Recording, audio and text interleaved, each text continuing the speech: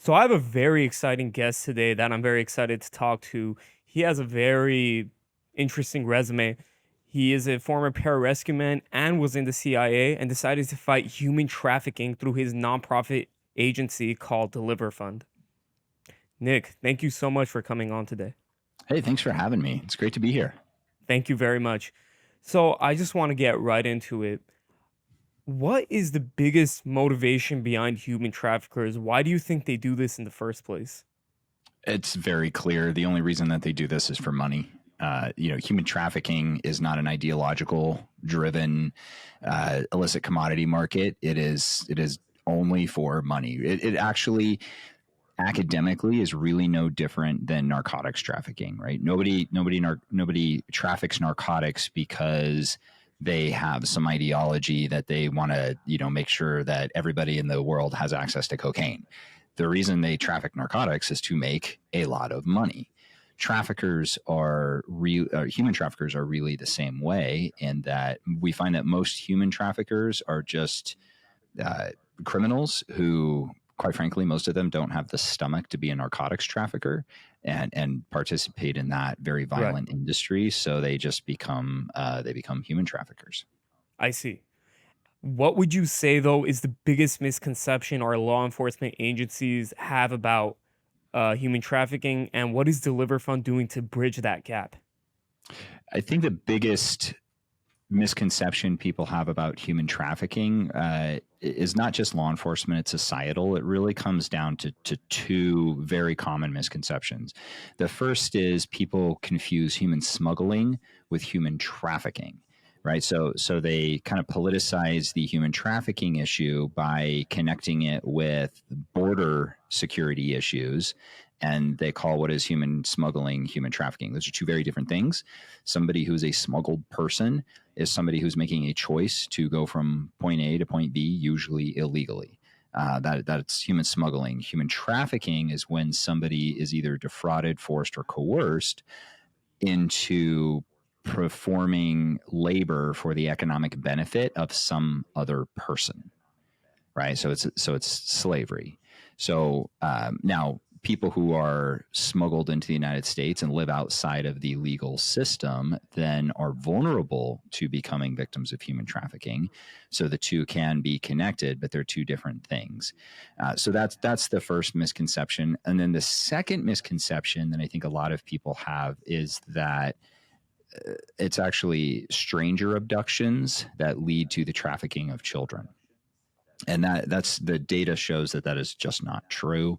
In 2022, the National Center for Missing and Exploited Children had 27,644 total missing child cases.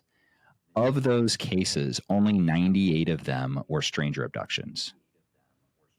So that is less than 0.5% of their total cases were actually stranger abductions.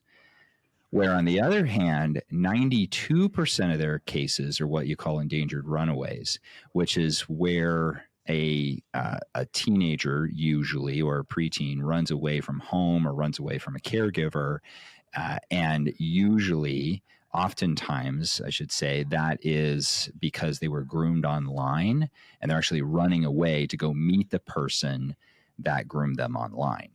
So again, we have border issues and human trafficking, two separate things, and then we have child abductions as a leading cause of human trafficking, and those are two different things as well. In fact, your average parent there has about a 1 in 10,000 chance of their child being abducted by a stranger. That's roughly the same chance that they have of that child being struck by lightning. Wow. Okay, so it's a big difference.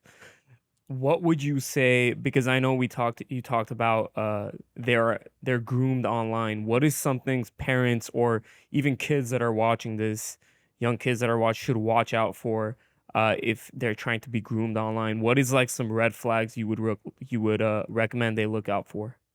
The first is going to be anytime you have an older adult contacting a child online, you have a problem. I don't care what the like rationale for that is. If there is no reason why a non-family member who's an older adult, or a person who is not in that child's physical network should Right. ever be contacting that child online. And there's no excuse at all for an older adult to be contacting a child online in a way that the parent doesn't know about it. So I think that's your biggest red flag. If you have you just have 40-year-old man contacting a 12-year-old girl or a 14-year-old girl online, you've got a problem just in the fact that you have a 40-year-old man contacting a 12-year-old girl, right? That in Right. itself is a problem. And there's absolutely no excuse for that. I Right. challenge anybody to debate me publicly on whether or not it's okay for older men to be contacting these young children. It's just not. So I'd say that that's R- really your first red flag. The second one is anytime you have somebody who is using language, or what we call grooming language, who's trying to distance that child from their immediate network and their circle. So that could be trying to distance them from their parents or their friends, or trying to isolate them in any way. That's a big red flag. And then kind of the next biggest red flag is when they try to off-platform them. So if they start talking to them on TikTok, and then they give them a phone number, and they try to move them to Signal or WhatsApp, or they try to move them off to Discord, or some other means of communication that is not the platform where they originally met them. I see. And I know you were talking to on the Valuetainment podcast, actually. I'm sorry, excuse me, on the Valuetainment channel, that normally we think of human traffickers to be men, but actually you were saying that it's actually women are involved too. So do you think this is a misconception we have and something else we should watch out for? It's not just men partaking in this; it's women as well. Yes, that's right. It's for different reasons than men get involved in human trafficking. Usually, what happens is, in a man anyway, is they are essentially mentored into the human trafficking life by a gang member, a friend, a father, a mother, somebody like that.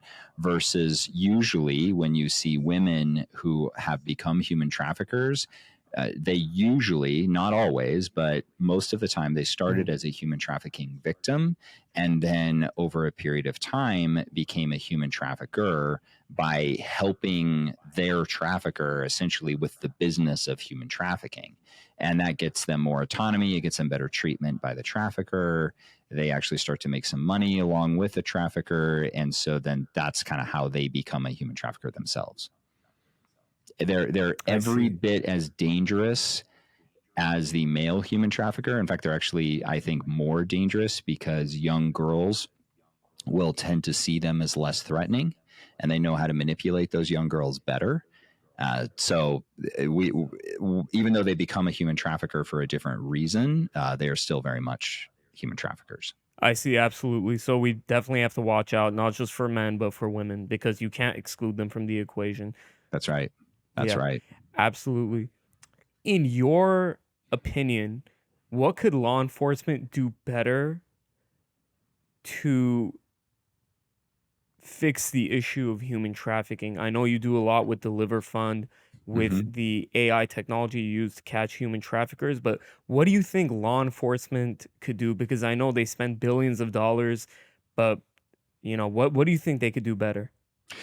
So they spend billions of dollars fighting other illicit commodities like narcotics and weapons proliferation, but they don't spend very much money at all fighting human trafficking, and that is the problem. And that's not the fault of the individual law enforcement officer. It's not the fault of the chief of police. It's the fault of the politicians who do not properly fund those departments to be able to have dedicated human trafficking units that are resourced just as well as their narcotics or gangs units or property crime or any of those. And so, really, when we talk about what law enforcement can do better, we need more training in law enforcement. but that's not law enforcement's fault. It's just that there hasn't been enough training that has advanced to them in a scalable way. So that's a problem that we solve at DeliverFund. Law enforcement needs more access to data and technology specific to fighting this problem. Again, that's not their fault. They're not resourced for that. So that's also a problem that we solve at DeliverFund. Really, this all goes back to our politicians not properly funding the fight against human trafficking. And an example of that is when you have any politician, I don't care who they are, right, left, city council, all the way up to the president of the United States, and you ask them about the fight against human trafficking and what it means to them, and they'll all wring their hands and say, oh, it's the most important thing, and my administration is it's a top priority, and never mind the fact that I've been in office for decades and I've never actually done anything, but this time, if you reelect me, I'm going to do something. It's like, great. The next question you should ask, anybody should ask, to include members of the media, is show me the budget line item where you are funding your law enforcement department's ability to fight human trafficking. And that's where they start to get very nervous, because the reality is that they're usually not. You will find they don't have a dedicated human trafficking unit. And they will turn around and say they don't have human trafficking. Well, there's very few even towns in the United States of America that you're not going to find some type of human trafficking related activity. Very few. In fact, I just ran the number from a massage parlor in the county where I live through DeliverFund's app, and I got a red flag. I got a hit that number was associated with commercial sex advertisement. So I'll be sending that information to my county sheriff, but the reality is he doesn't have the resources to really go full throttle against the human trafficking problem the way that he should. And the reason he doesn't have that capability is because the county commissioners have not given him the budget or the mandate in order to go do that. And it's the same thing with the local police department, and it's the same thing with the state Department of Justice, and on and on and on.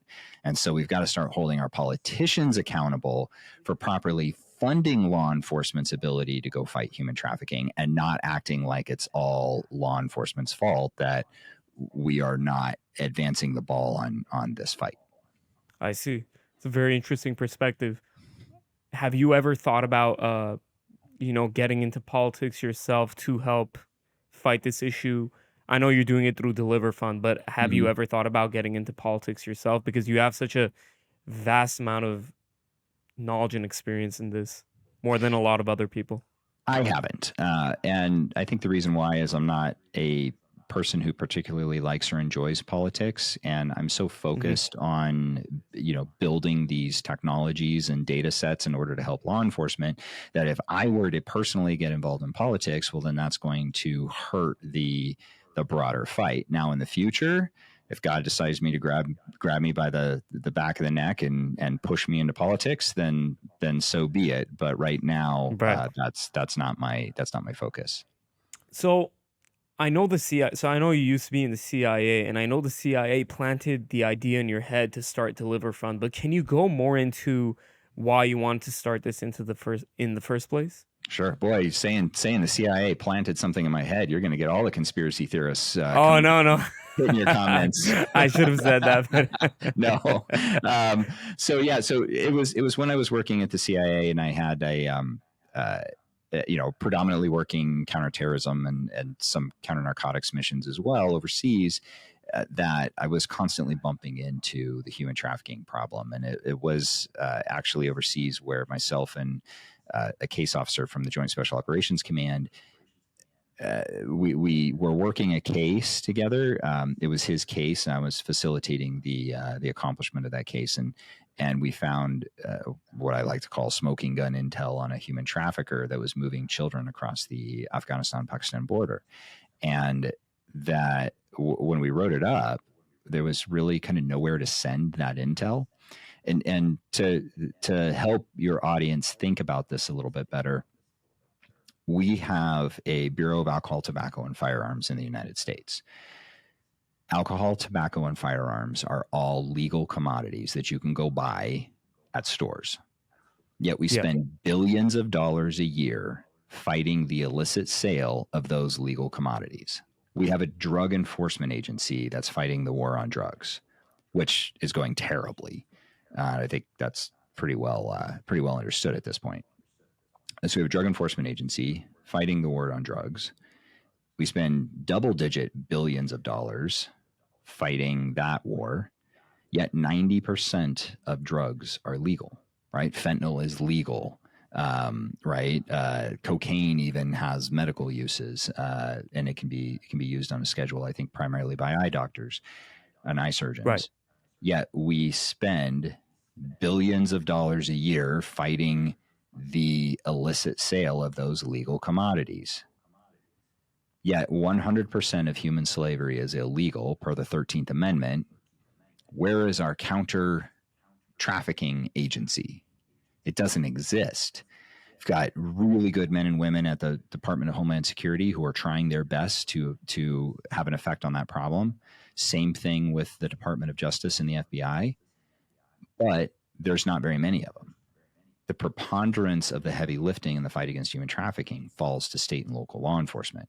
And there's over 18,000 jurisdictions in the United States alone. So and they're all in different platforms and all in different technology silos. So how do we fight human trafficking when essentially we have 18,000 different pockets for traffickers to hide in, and when they move from one pocket to the other, one doesn't know about the other. So it's not a coordinated, centralized effort the way it is in fighting the illicit sale of alcohol, tobacco, and firearms, or drugs, or even in terrorism. And that's the problem that we're solving for law enforcement, is by connecting all of those state and local jurisdictions. Now, we have federal jurisdictions and federal offices around the country within Homeland Security and the FBI who use our platform. But again, there's really 4, 5 maybe federal law enforcement agencies, and all other 18,000 of them are state and local. So really our the preponderance of our focus is creating, think of it as creating a federal task force out of state and local law enforcement that's very specifically focused on this fight against human trafficking. I see. So it seems like what you're explaining is that there's too many pockets. There's 18,000 different jurisdictions, and it just makes it more complicated. Do you think this process could be simplified?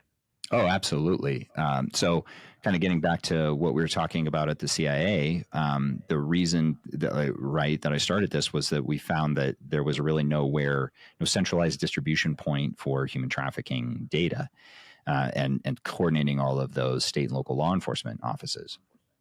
Well, when I was doing counterterrorism work, there was absolutely a centralized distribution point, and it's called the National Counterterrorism Center.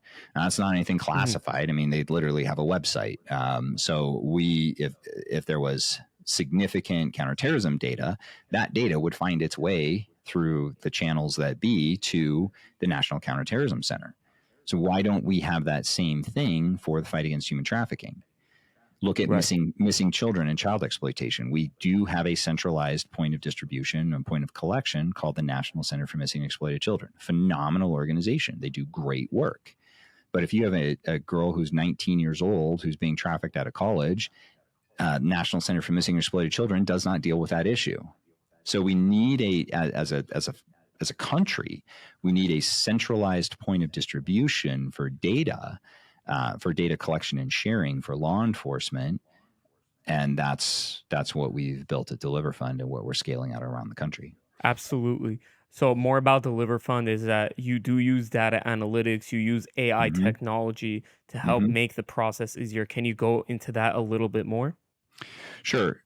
So I want you to think of human trafficking as a business just like any other business, and it's a sales funnel. And human traffickers contact their victims online. So let's say they contact 100, children under the age of 18, ranging anywhere from 12 to 18 years old. And they know that they've got to contact 100 to get 50 to talk to them, to get 25 to have a meaningful conversation with them, to get 10 to have a deep conversation with them, to get 5 to agree to meet them, to get 1 to show up. That's their conversion, right? They get control of one of these kids. So that's a sales funnel for them. It's a business, just like any other business. Well, once they get control of that victim, they then need to advertise the services, for lack of a better term, that those victims can provide to customers. Mhm. And the way that they do that is through just over 30 different websites, 30 different core websites in the front-facing internet. So we pull in the data from those websites. We package it all up. We do deduplicate it. We try to turn it into as much signal as possible and as very little noise as possible. We package it all up, and then we make it searchable and queryable to law enforcement. And now with the release of our app, we've made it queryable to just the general public. So when law enforcement is trying to figure out if that massage parlor in their small town is providing illicit services or not, they can just search the phone number in our app, and it'll either come back positive on a commercial sex advertisement or it won't. Does that make sense? So we're taking Yeah. the contact data from these websites, of which the preponderance of the data on those websites and the activity on those websites is human trafficking related, and then we're making it queryable to law enforcement. So that's our red light data, and then we have another database which is we call it the Pathfinder data, or I'm sorry, Path data. So it's a platform for the analysis and Mhm. targeting of human traffickers, and that is a human curated database. It's primarily law enforcement and counter human trafficking analysts only that are in that database, and it's coordinating different jurisdictions across the United States. So we have everything from Homeland Security analysts and officers in there, all the way down to small county sheriffs in the middle of nowhere, Arizona, all in the same platform. So the AI backbone in that platform will let these different jurisdictions know if they have commonality in their cases. So say they have a common phone number, a common email address, or a common individual. It'll alert them so that they can share data, and they can make sure that the human traffickers' sins finally catch up to them. I see. And it seems like this is also very scalable because law enforcement agencies alone they just don't have the manpower. It's too vampire, it's too vast. But what you do with DeliverFund is you make it scalable and it's more easily available That's right. And not only do they not have the information. manpower, they don't have the budget. And that goes back to the earlier Right. conversation about politicians not properly funding the fight against human trafficking. So you can build the shiniest Ferrari of a counter human trafficking technology platform there is, but if you can't give it to law enforcement for free, for the most part, they're not going to be able to use it. So that's why, thanks to the generosity of our donors, we make that data and technology available for free. And then there is a manpower problem that I'm not going to be able to solve. Law enforcement's hiring problem. Like Nick McKinley doesn't have that kind of power. Right, of course, yeah. But what I can do is hire analysts, and so we have analysts who work for us full time, who then embed in law enforcement operations to essentially provide the analytics that they need. Because a law enforcement officer cannot be simultaneously on surveillance on, say, a human trafficker and building target packages on human traffickers, right? A person can only do one thing at a time. And Right. so what we do is we do that analytics for law enforcement and the initial collection and analysis so that they can go do the things that only they can do, which is point guns at bad guys and put handcuffs on them.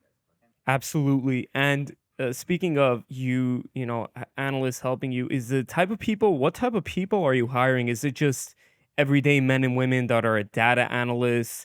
Is it people that used to be in the CIA like yourself? Is it military personnel? Is it like the criteria? What's the criteria to work for Deliver Fund? A a positive attitude in the fight against human trafficking are really the only criteria. What we Mhm. do tend to hire predominantly is law enforcement detectives. So people who have experience, working law enforcement cases, and then also prior intelligence professionals. You see, investigations and intelligence are two different things. And I think a lot of people Mhm. get this wrong. While the Venn diagram between the two does have a decent amount of overlap, think of September 11th. September 11th only happened because of a failure of intelligence. So once an event happens, then you go into investigations. The whole purpose of intelligence is to find out that something is going to happen and prevent that thing from happening. Investigation is when you already had something happen and you now are investigating who did it, right? Or why it happened, or any number of things, but you're investigating the thing that happened. Now, there is some I don't mean to oversimplify this, because are some law enforcement officers, especially in the counterintelligence space and whatnot, that are Of in course. the middle there. But by and large, those are two different things. That's why we have the Central Intelligence Agency and why we have the Federal Bureau of Investigation. They're two different things.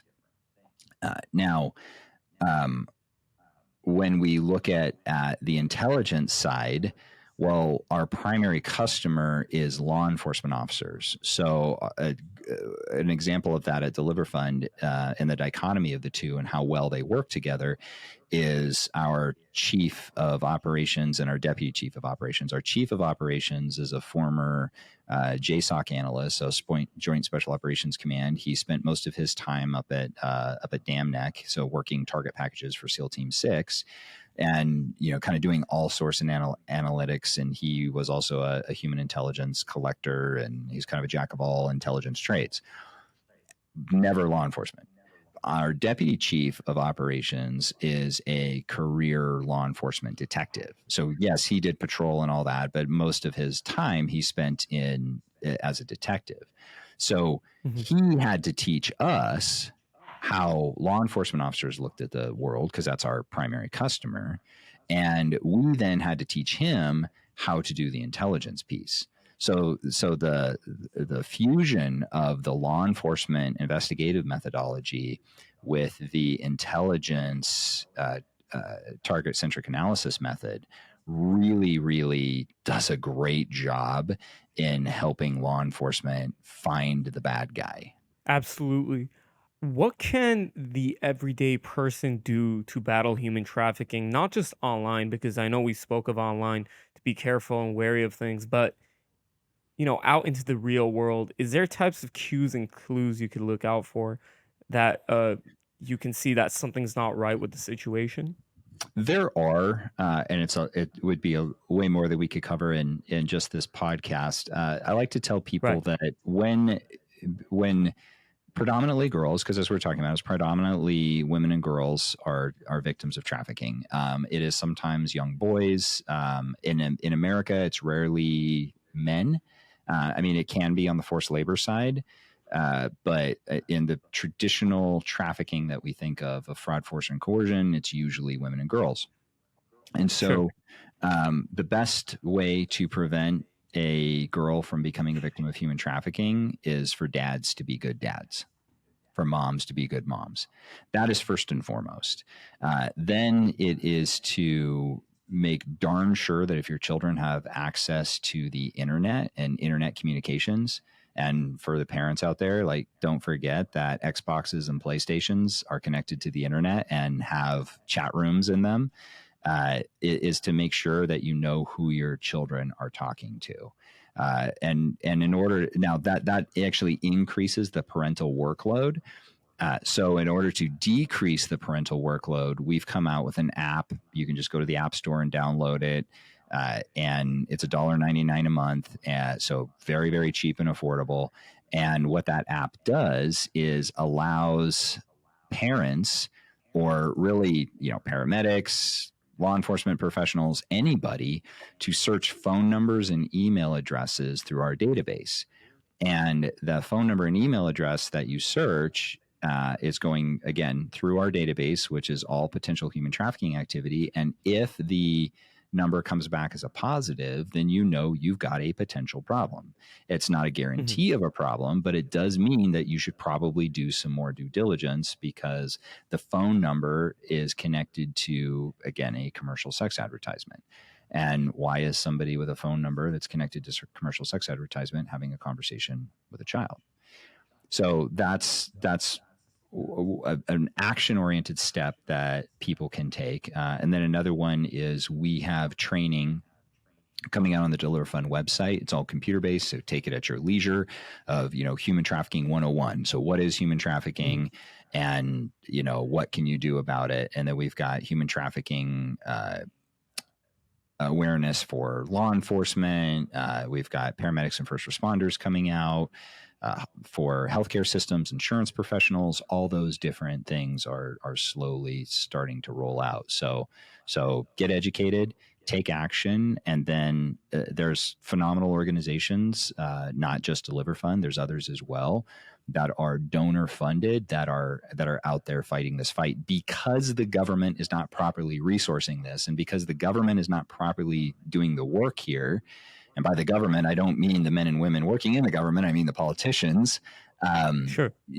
Nonprofits have to step in and fill the gap here. And so, donating to organizations like us in order to allow us to continue to do this work. Do you think we're ever gonna reach a time in history, I'd say maybe in the next 5 or 10 years, that politicians are gonna start stepping in and caring more? Or are we sadly not gonna see that, and it's up to, uh, you know, companies like nonprofits like DeliverFund and other organizations to take care of this issue? We're going to make sure that they start carrying more. One of the great things about our app is that if you search a phone number in it and it comes back positive, you have the ability to report that, which basically to tag that data so that it can be used in the future by DeliverFund and law enforcement. So not only to highlight a connection to a potential human trafficking case, but also we fully plan on using that data to inform policy. So when you have a law enforcement or a politician who says, "Oh, there's no human trafficking problem in my, district," be like, "Actually, that's There not is. true, and here's the data to Mhm. back it up." What would you say is do you think human trafficking, I don't know if romanticize is the best word to use, but is it kind of romanticized in our media? I know we have movies and things coming out about it. For example, The Sound of Freedom. Do you think there's anything that is romanticized or that people understand it incorrectly? Because I know you were talking about you could find human traffickers through simply using Google as your starting point. It isn't as complex as these movies make it out to be, if that makes sense. Yes, I that there's some very common misconceptions around that, and we talked kind of about that in the beginning of this. So, like you brought up, Sound of Freedom is a great example. Uh, the the type of trafficking that was depicted in that movie is completely relevant to a parent in Colombia, in Mexico, Oh, in Guatemala. It is not relevant to a parent in the United States of America. Parents in the United States of America have the same chance, almost the same chance of their child being abducted by a stranger as they do their child being struck by lightning. It's just not the way that things work in predominantly westernized countries. The way that trafficking works in the United States is traffickers contacting children online, grooming them over a period of weeks to months, and then getting essentially convincing them to run away from their parents and their support network, even though that doesn't always happen. And then they start selling them online. That's the way that it works. And so when you have these conspiracy theories, that Hollywood people will put out about like drinking the blood of children and things like that, they're they're just complete conspiracies. And then that detracts away from the truth of human mm, trafficking. So there's this conspiracy around this chemical called adrenochrome, which is in your blood, my blood, everybody's blood who's ever. If you excrete adrenaline, you have adrenochrome in your blood. It's that easy. And so there are these conspiracy theories out there that, there are traffickers that are grabbing children for the purposes of drinking their blood and like rituals and things like that. And does that like really Mhm. nasty demonic stuff happen in like tribes in Africa and stuff? Sure, it does. That's not the predominant threat. And that doesn't apply to the parent in the United States of America. And so when you start espousing those types of conspiracy theories, it takes people's eyes off the ball and they start looking at things that are not true as opposed to focusing on things that are true, which actually further endangers their children. I see. Yeah, I think it's very important to kind of dispel anything that is a conspiracy, because when you do look at a conspiracy, it does take away from what is actually going on. So I Yeah, appreciate you clearing that up. and there's so many of them in the modern media. There was one for a while about zip ties, that traffickers would put zip ties on a car, and then that was them marking that person so that they could go abduct them later, or that they would, while the person was trying to remove the zip tie, then the trafficker would come along and snag them, and it's just complete garbage. Or they would put a water bottle on their car in order to mark them or whatever, and like that's not true. That's not what happens. The human traffickers contact their victims online. They manipulate them and groom them online. And then they usually convince them to participate in their own trafficking, right? So they convince them to run away from home because they're going to give them a better life in another city. Here's a plane ticket, here's a bus ticket. Then they get to that other city and they're Sure. immediately beaten and fed drugs and sold. So, like, that's the reality of what happens in the United States of America, not somebody taking their child to a photo shoot and the child goes missing. Yes. Would you say that, because I was researching, it says the average age of a child in the US being sex trafficked is around 12 to 14 years old. Mm-hmm. What would you say is like the demographic of a child that's being sex trafficked? I know it's female, but would you say it's younger than 12 to 14 years old? No, that data comes from the National Center for Missing and Exploited Children, and I think it's probably the best data we have. They're a great organization that does really good work, and their data analytics is solid. I think though that the demographic comes into usually lower socioeconomic background. That's not always the case.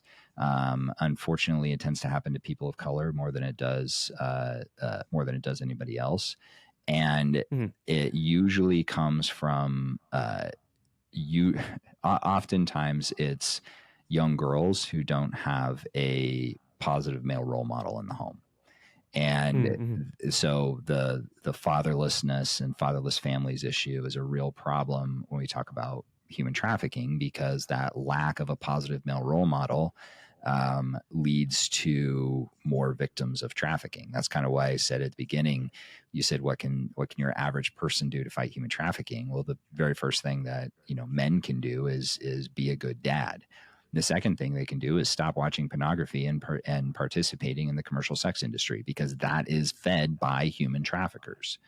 And so getting people to understand what's real versus these conspiracy theories, part of that is giving them then things that they can do. Absolutely. And one thing you said, it's all important, but one thing that really stood out for me is that you just explained that it happens unfortunately to girls of color. Mm-hmm. Why is it that it happens more so to girls of color than girls that why does it happen more so to girls of color? I don't know. I've never seen any good data on that. I just know that when you look at, especially like the endangered runaways and that type of data from the National Center for Missing and Exploited Children, and then you cross correlate that with the data that you find from the Department of Justice around who the demographics of the victims and their human trafficking cases, you actually find that it's predominantly people of color. And I think it primarily comes from communities with resources have more connections in order to get people to pay attention when their kids go missing or something happens with their kids, versus communities without Mhm. the same level of resourcing don't have the same ability to get people to pay attention. Hmm. I see. That's It's very sad to hear all this. It's not something that people like thinking about because it's just such a tragic situation. But I think these conversations are important to have because if you don't have them, then what's the They point of doing all the research? Because I think general public needs to know about it. They are, and there's some cultural issues I think as well. You have the pimp and hoe type vernacular in certain music genres that is extremely harmful, and that is it's completely unacceptable. And no doubt that'll get me attacked for saying things like that. It doesn't mean it's not true. A pimp is a human trafficker. Full stop. There is no such thing as a pimp that is not a human trafficker. I will die on that hill. And if anybody wants to debate that with me publicly, please just send an email to info@deliverfund.org. Give me a location and I will show up and we will have that conversation. Mhm. That is like, so when you have these cultural issues along with socioeconomic issues, along with add in again fatherless homes, add in maybe mom is checked out or maybe the child is under supervised, and then open internet access, and you can just start to see it's not any one thing, it's multiple things that stack and layer on top of each other that increase somebody's vulnerability to becoming a victim of both human trafficking and child exploitation. I see. Do you think, because I understand that your time in the CIA, to my understanding, you saw people using children as tests for if they're stepping into bombs, if the bombs blow up. Mm-hmm. Do you think that if you didn't experience that, you didn't have that experience in the CIA, you would be doing what you're doing today? Probably not. Probably not. That was definitely a proverbial straw that broke my back, that made me start really getting interested in fighting this issue. Now, it wasn't the first time that I'd seen human trafficking. I'd seen it plenty of times before. I just always assumed somebody was doing something about it. It was the first time that was the first time where I had the realization that nobody was actually doing anything about this problem. Hmm. And I don't mean that nobody is doing anything. I just mean that nobody's doing anything in a meaningful and scalable way. That you had all these different silos that were working just like that in a silo, and so that's where I saw the opportunity to apply counterterrorism methodologies to the fight against human trafficking. I see. And I'm sure to get on a little bit of a lighter side. I'm sure it's very important work, and you're putting your all into your work. But what do you do to kind of decompress? I know you grew up, you liked skiing a lot. What do you do to kind of decompress? Because it's very serious business, but I'm sure you need to have your own time to yourself too. Yeah, one, I have an absolutely amazing team at DeliverFund. It wasn't always that way, but the team that I have, especially now, is just absolutely incredible in the things that they pull off. So that has actually reduced my personal stress and workload a lot just by having an incredible team. Like we're here, in a studio uh, talking on these computers and these fancy mics. And I mean, none of this has anything to do with me. Bailey's sitting in the back here keeping things going, and Morgan's editing videos. And like, we just have a really good team. And we've got, our analysts are out there helping law enforcement. And I've got a great fundraising team and a marketing team. And all these different things come together in order to make the machine work. So that really actually reduces workload, so that my job is probably not as stressful as you would think. But it has its moments, like any. And yeah, so Right.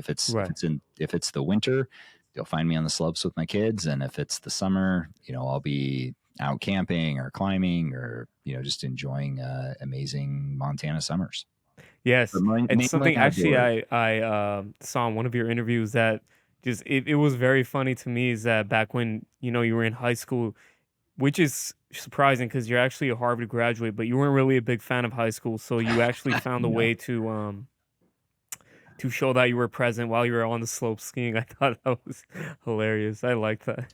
I don't know if it's that I wasn't a big fan of high school, or high school probably was not a big fan of me. But yeah, that just goes to show that, what you do in your younger years, and any high school kids listening to this, I should not have hacked the attendance system. I should have paid better attention when I was in high school. But you can turn that around once you actually have something worth focusing on. So when I joined the Air Force and became a pararescueman, then I really started to learn, what discipline was, what focus was. The pararescue teams are kind of famous for allowing individual PJs to kind of pursue their passions. So mine was both the kind of the shooting assaulter side of things, but also the ropes and mountain side of things. So I did that a lot, where other guys would really gravitate towards the medical components or really gravitate towards the skydiving. And so I started to learn that, and then was obviously able to spin that into CIA and Ivy League education, and all those different bars and barriers, and just not being afraid to go for them. I mean, the chances that DeliverFund lasted 10 years, which we're coming up on our 10th year in January of really the conception of DeliverFund, the chances that we would be sitting here 10 years later after that idea popped in my head, and having this conversation with all of the impact that we've had, and apps getting released and data going to industry partners, and I mean, the chances of that happening are virtually incalculable. And so just not being afraid to go for it, I think, is something that I learned along the way, and that can be very stressful at times. But then also, instead of constantly focusing on things that could go wrong, which creates a lot of stress, you start asking yourself, well, what if this works? What if things go right? And that actually makes things a little more fun as opposed to stressful. Absolutely. If there is anyone watching this that wants to get into this business, wants to get into what you do, where would you recommend they start?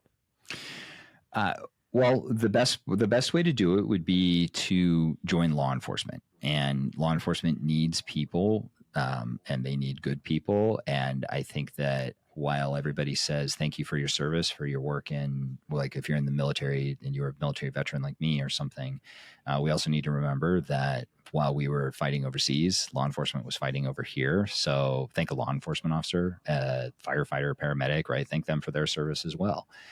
So we need to, I would say, start there. But if you want to start your own DeliverFund type nonprofit, for select individuals who have the networks and the work ethic required to pull it off, we do help them do that by providing back-end infrastructure, data, technology, all of that, help them understand how to start an organization like this. There's plenty of opportunities in the anti-money laundering space, in law enforcement as an analyst, as a crime analyst, not necessarily as a law enforcement officer, as a prosecutor, as a judge. I mean, there's Mhm. just so many opportunities to fight human trafficking, and then even in industry. So if you own a hotel or a motel, the chances are that human traffickers are using that at some point. What are you doing about it? Well, reach out to us. We've got solutions that can help you with that are data and technology based, that are not just training and awareness. While we can help with that as well. If you are a bank, what are you doing to keep human traffickers out? If you don't have anything, let us know. We can help you out with that. If you are a parent, downloading our app and screening, phone numbers and contact information of people who are in contact with your child through that is going to be very helpful. If you're just a community member, downloading our app, and that massage parlor that you thought was sketchy, you can download it and see if it comes back. And if it does, call law enforcement. In fact, that actually just happened. We had uh, a lawyer on the East Coast who lives in a very nice neighborhood, and there was a massage parlor in his neighborhood that they didn't really, I guess, think too much about. And when he downloaded our app, he ran the phone number through, and sure enough, it came back as a positive to commercial sex advertisements. Well, it's near his kid's school. So he obviously wants that massage parlor taken down. So he was able to contact law enforcement and say, hey, I found this data, go pay attention to it. But now also that data is tagged in our system. So if that group tries to pop up somewhere else, we'll be able to help law enforcement know the history behind it. So that's a great example of like everybody can participate in the fight against human trafficking. And that is both education and awareness, which we provide through DeliverFund.org, both through the app, which you can go to just search DeliverFund on the App Store and download the app and start using it, all the way to custom training that we provide for law enforcement, hospital systems, banks, hotel motel chains, as well as the data that we provide to them. So I think really that's a really long way of answering your question. The short answer would be look for what it is that you do in your day-to-day life, figure out how human traffickers are exploiting that platform, be it, again, banking, Uber, rideshare, whatever, and then figure out what you are going to do to make sure that human traffickers can't use your platform. And if everybody just did that, then there would be so much friction in the human trafficking market that it would be very difficult for traffickers to operate. Absolutely. Well, Nick, thank you very much for giving me your time today. Thank you so much for coming on. I appreciate it, and I appreciate you sharing all this with me. Well, thanks for having me, and it was great to be here. Thanks for spreading the word. Thank you so much.